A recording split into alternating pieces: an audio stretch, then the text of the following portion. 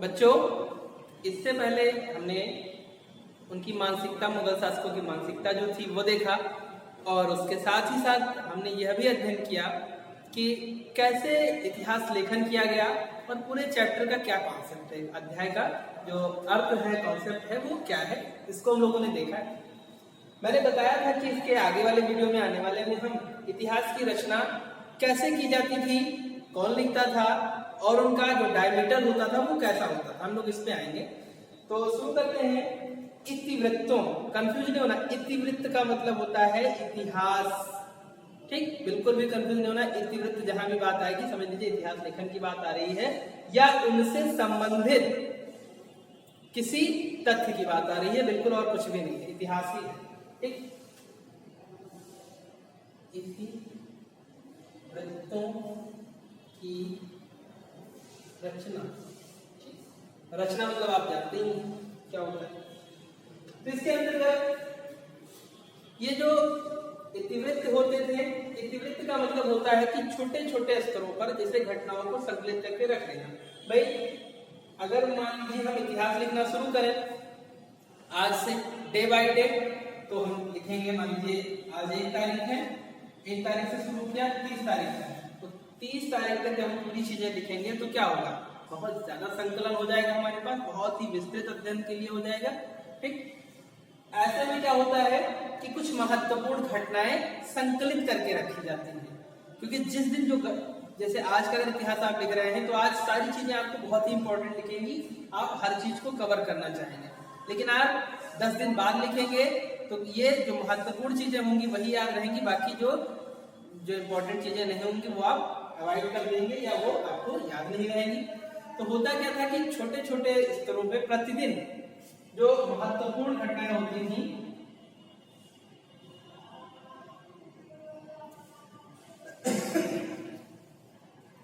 होता क्या था कि महत्वपूर्ण घटना कब, प्रतिदिन की होने वाली महत्वपूर्ण जो घटनाएं होती थी उनको पेज वाइज नोट करके रख लिया जाता था, लिखकर रख लिया जाता था। ये हो गया कंफर्म। अब क्या हो गया, ये जो है यही है आपका इतिवृत्त, यानी इतना बताया, इतिवृत्त। अब जब हमारे पास इस तरह के सैकड़ों पेज हो जाएंगे, सैकड़ों पृष्ठ हो जाएंगे, सैकड़ों पन्ने हो जाएंगे, यानी कि सैकड़ों घटनाएं हमारी हो गई, तो अब क्या करेंगे हम उसको ये देखेंगे कब से हमने लिखना शुरू किया था। मान लीजिए हमने 1 तारीख 1/7/2020 से लिखना शुरू किया और हम गए 1/7/2021, यानी 1 साल हमने लिखा और पूरे साल में हमको 150 महत्वपूर्ण बिंदु, महत्वपूर्ण घटनाएं शासक से मिली, ठीक। उसमें कुछ अच्छे निर्णय भी होंगे, कुछ बुरे निर्णय भी होंगे। अब जब इतिहास लेखन का कार्य आरंभ होगा, इसको एक साथ संकलित करके एक कलेक्टिव फॉर्म में एज अ बुक तैयार करना है, तो क्या होगा कि इसमें से चुना जाएगा कि कौन सी ज्यादा इंपॉर्टेंट है, कौन सी नॉन इंपॉर्टेंट है। जो कम महत्वपूर्ण होंगी वो घटनाएं हटा दी जाएंगी। उसके बाद में व्यक्ति जो इतिहास लिख रहा है उसको भी तो शासक को संतुष्ट करना है, तो वो क्या करेगा, इसमें देखेगा कि शासक किन घटनाओं को, किन घटनाओं से नाराज हो सकता है, ये इतिहास लेखन में उस समय हुआ है, नाराज हो सकता है, उनको हटा दिया जाएगा। अब ऐसे करते करते इसमें घटनाएं बची मात्र 100। इन 100 घटनाओं को क्रमवार लिखा गया। कौन लिखेगा, जो इसको कलेक्ट करेगा। कलेक्ट कौन करेगा, जो शासक के नजदीक होगा। भाई अगर हम शासक से 10 साल पे एक बार मिलते हैं तो उसके साथ घटी हुई घटनाओं को तो नहीं जानते ना, वो जो बताएगा उतना ही जानेंगे। लेकिन अगर रेगुलर हम उसके दरबार में रह रहे हैं, एक एक इवेंट को जो है वॉच कर रहे हैं, उसको अच्छे से रीड कर रहे हैं, तो शायद हम बेहतर समझ पाएंगे। लिखेंगे तो लिखेगा कौन, जो उसके दरबार में रहता था। इसीलिए दरबार में इतिहासकार रखे जाते थे इतिहास लेखन के लिए। तो हम लोग अध्ययन की प्रतिदिन की महत्वपूर्ण घटनाओं को इतिवृत्त कहा जाता था और उसके कलेक्टिव फॉर्म को जब इकट्ठा होकर तैयार होता था वो कहलाता था इतिहास। ठीक, अब आइए हम लोग आगे बढ़ते हैं थोड़ा सा।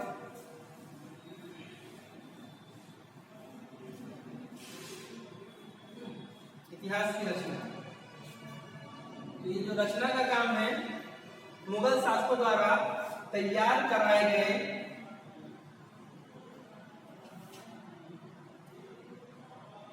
मुगल शासकों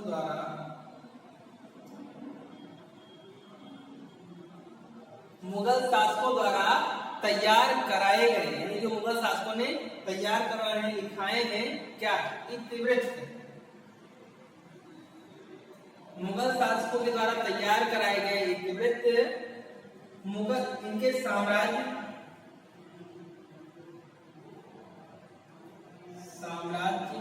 व दरबार दोनों की जानकारी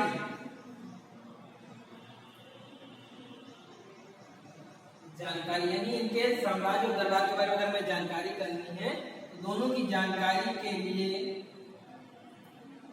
अत्यंत महत्वपूर्ण है। ठीक, कंफर्म हो गया। इतिवृत्तों की रचना मुगल शासकों के द्वारा कराई जाती थी। मुगल शासकों के द्वारा तैयार कराए गए इतिवृत्त साम्राज्य व दरबार दोनों की जानकारी के लिए महत्वपूर्ण स्रोत है। ठीक, इतना कंफर्म हो रहा है। चलिए आगे बढ़िए। साम्राज्य के अंतर्गत आने वाले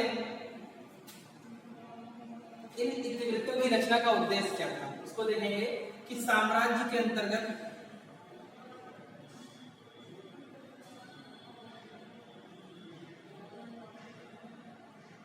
आने वाले, साम्राज्य के अंतर्गत जो भी लोग आते थे, आने वाले लोगों के सम्मुख के आने वाले लोगों के सम्मुख और लोगों के सम्मुख एक प्रबुद्ध राज्य की प्रस्तुति के लिए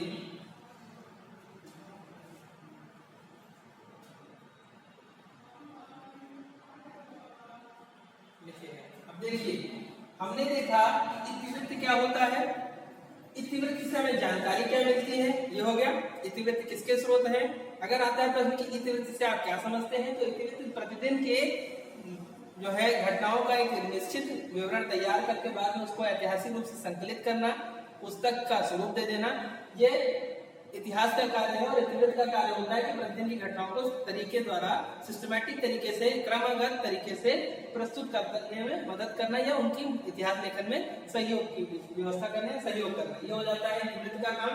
इसके बाद हम लोग देखते हैं कि जो रचनाकार था या मुगल दरबार के जो शासक थे, शासक क्यों इसकी रचना करवाते थे, इतिहास लेखन क्यों करवाते थे। तो उनका उद्देश्य होता था कि साम्राज्य के अंतर्गत आने वाले लोगों, यानी जो भी जनता हमारी है, उसके सामने हम क्या करें, एक प्रबुद्ध राज्य, यानी बहुत ही विद्वान शासक था, बहुत ही व्यवस्थित व्यवस्थाएं चलाता था, प्रशासनिक व्यवस्था बहुत अच्छी थी, उसके क्षेत्र में शांति कायम थी, जनता जो थी वो सुखी और समृद्ध थी, कृषक जो था वो आर्थिक रूप से संपन्न था, व्यापार बहुत अच्छे स्तर पे था। ये सारी चीजें लिखवा कर तैयार कराकर क्या उद्देश्य, इसका उद्देश्य यही है कि जनता के मनोमस्तिष्क में एक बात भर कर जाए कि जो साम्राज्य है वो कैसा है, एक प्रबुद्ध राज्य है, यानी कि ऐसा वैसा साम्राज्य नहीं था, ऐसा वैसा साम्राज्य ना है, ये कैसा है, एक प्रबुद्ध और व्यवस्थित साम्राज्य है। इसकी प्रस्तुति के लिए इतिहास लिखे जाते हैं। ठीक, चलिए इसके आगे बढ़ते हैं। एक तरह से यह इतिहास लेखन का उद्देश्य था कि जो आने वाला समय होगा उसमें या वर्तमान समय में जो लोग हैं उनके सामने हम कैसे अपने आप को बेहतर प्रस्तुत कर सकते हैं, उसके लिए आवश्यक होता था कि इतिहास लिखा जाए, अपनी बीती हुई चीजों को कलेक्टिव फॉर्म में प्रेजेंट किया जाए, जिसको सुनकर, देखकर, पढ़कर या किसी से जानकर लोग अपने मन में एक मानसिकता बना लें कि जो शासक है वो बहुत बेहतर था या है, या जो भी स्थिति है इसके बाद आगे जब बढ़ते हैं तो यह बताना, इसकी रचना का जो अगला उद्देश्य था वह था मुगल शासन का उद्देश्य यह बताना था कि जिन्होंने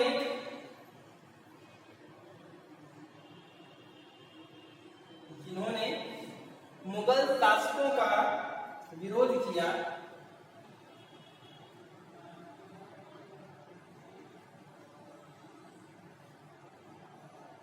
जिन्होंने मुगल शासकों का विरोध किया उनका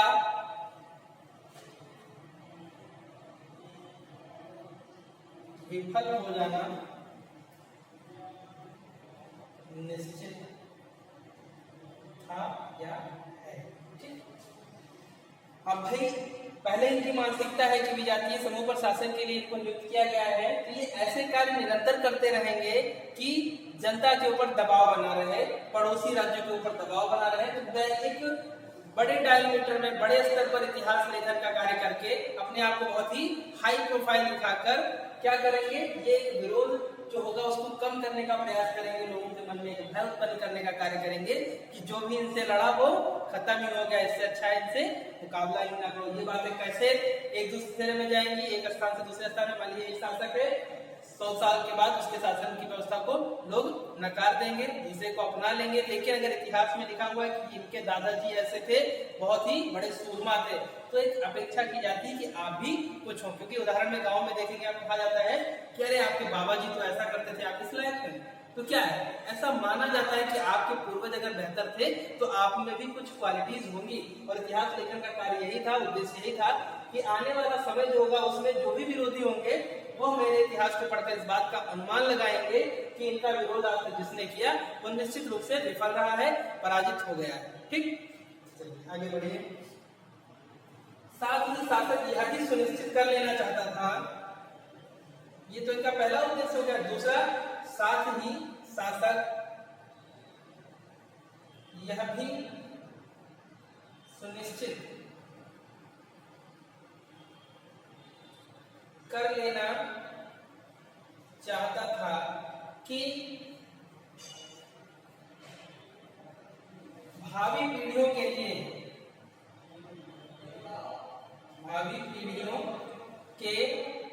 यानी आने वाले जो इनके उत्तराधिकारी होंगे उनके लिए शासन का विवरण उपलब्ध रहे। ठीक, पहला तो उद्देश्य ये हो गया कि जो भी है वो देखे और थोड़ा सा दबाव में रहे, डरे। और दूसरा उद्देश्य कि हमारे आने वाली जो भावी पीढ़ियां होंगी, जो लोग होंगे, जो बच्चे होंगे उत्तराधिकारी के तौर पर, वो क्या करेंगे कि हमारे द्वारा लिखे गए इतिहास को पढ़कर हमारे विवरणों को जान सकेंगे और हम कितने बड़े 30 मार खाते इस बात का भी अनुमान लगाएंगे और उससे उनका आत्मबल या मनोबल बढ़ता रहेगा। ठीक है,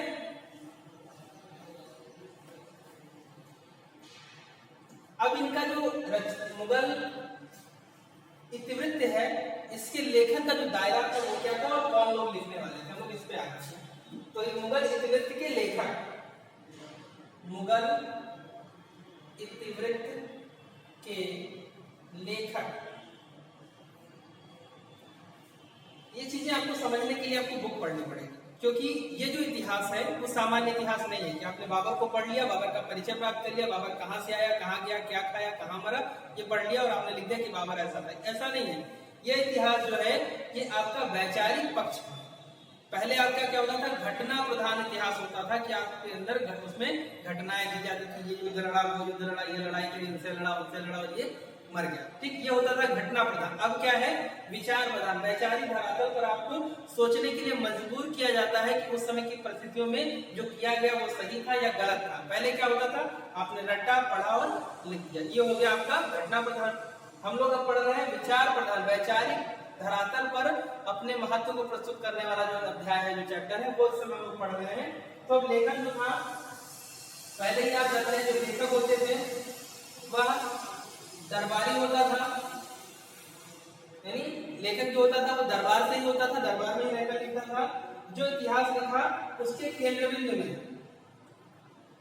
इतिहास लेखन के केंद्र बिंदु में, केंद्र बिंदु यानी जिसके इर्द गिर्द घूम के सारी कहानी लिखी जाएगी, इतिहास लेखन के केंद्र बिंदु में कौन होता था, यानी इतिहासकार जो है वो अपना टारगेट किसको रखकर उनकी के आसपास सारी चीजें लिखेंगे। आपको कहा जाए कि आप विद्यालय पर निबंध लिखिए, तो आप क्या करेंगे, विद्यालय के इर्द गिर्द ही उपस्थित वस्तुओं के बारे में लिखेंगे।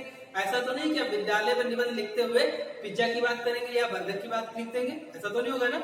आप यही की कक्षा के बारे में, अध्यापक के बारे में, शिक्षण व्यवस्था के बारे में जो भी चीजें होंगी, साफ सफाई, पेयजल, सभी को तो आप डायरेक्टर में लाएंगे। ऐसे होता था कि ये किसको अपना केंद्र बिंदु बनाता था, उसको देखेंगे। इसके केंद्र बिंदु में जो होता था वो शासक होता था। सबसे पहले शासक के आसपास इतिहास लिखने का काम करता था कि शासक को संतुष्ट करना है, प्रसन्न करना है। शासक के बाद शासक का परिवार, परिवार जिसे शाही परिवार कहा जाता था, ठीक, इनके इर्द गिर्द इतिहास लेखन होता था। उसके बाद में यहां से निकलकर दरबार व अभिजात वर्ग, अभिजात वर्ग केंद्र बिंदु होता था, ठीक, ये हो गया। हम देख रहे हैं कि शासक, इसका परिवार या दरबार में, दरबार व अभिजात वर्ग हमेशा केंद्र बिंदु में रह रहा है इतिहास लेखन के कार्य में, ठीक। या फिर इसके साथ कुछ जो अन्य चीजें होती थी, हमने देखा कि शासक, शासक का परिवार, दरबार की व्यवस्था, अभिजात वर्ग और यही सारी चीजें केंद्र बिंदु में रह रही है। इसके साथ ही साथ इनके शासन काल में घटने वाली महत्वपूर्ण प्रशासनिक घटनाएं, ये कुछ चीजें हैं जो इनके केंद्र बिंदु में होती है। अगर प्रश्न आता है कि इतिहास, मुगल कालीन इतिहास लेखन के महत्वपूर्ण तथ्यों को जो है विवेचना कीजिए या उनका वर्णन कीजिए, अथवा मुगल कालीन इतिहास लेखन में इतिहासकारों के केंद्र बिंदु में कौन कौन सी विषय वस्तु थी, तो उसमें आप शासक, शासक का परिवार, दरबार, अभिजात वर्ग, ये सब केंद्र बिंदु में होते थे। और शासक, महत्वपूर्ण प्रशासनिक घटनाएं जो होती थी वो केंद्र बिंदु में होती थी। अब हम लोग देखेंगे कुछ महत्वपूर्ण शासकों के ऊपर लिखी गई पुस्तकें जो थी, जैसे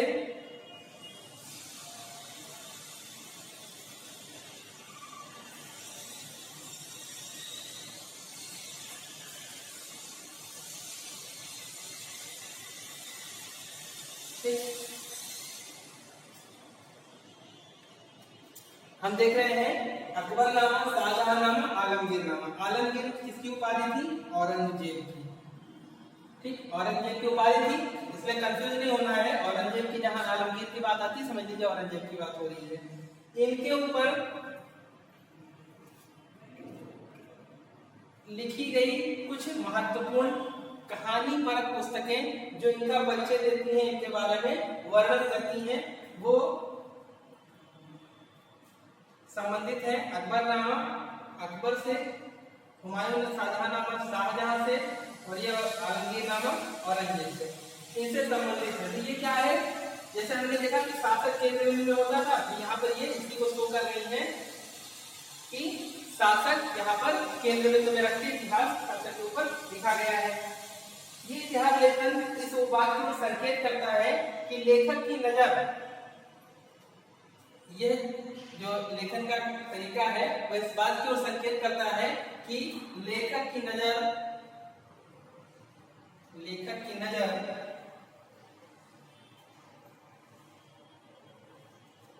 में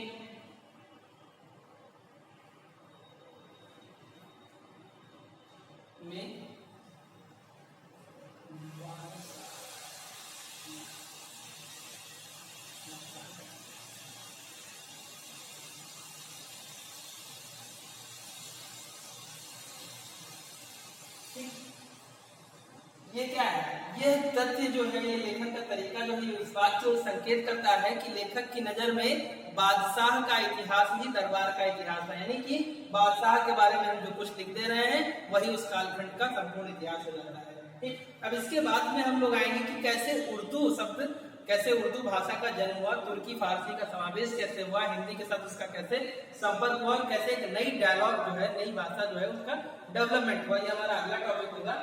इसी के साथ हम लोग इस टॉपिक को यहाँ क्लोज करते हैं। Thank you.